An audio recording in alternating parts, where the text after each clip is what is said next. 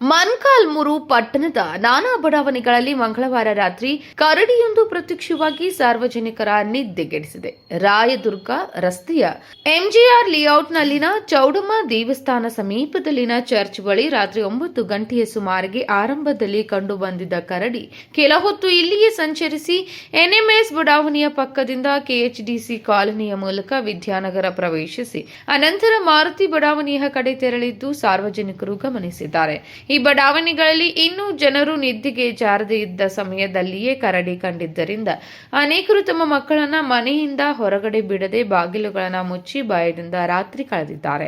ರಾತ್ರಿ ಕೆಲವರು ದೂರದಿಂದ ಕರಡಿ ಸಂಚರಿಸುವ ದೃಶ್ಯವನ್ನ ವಿಡಿಯೋದಲ್ಲಿ ಸೆರೆ ಹಿಡಿದು ಬೆಳಿಗ್ಗೆ ತಮ್ಮ ಸಂಬಂಧಿಕರಿಗೆ ಸ್ನೇಹಿತರಿಗೆ ಕರಡಿ ಸಂಚರಿಸುವ ವಿಡಿಯೋ ತೋರಿಸುತ್ತಾ ಈ ಬಡಾವಣೆಯ ಜನರ ಮನದಲ್ಲಿ ಭಯ ಮನೆ ಮಾಡಿದೆ.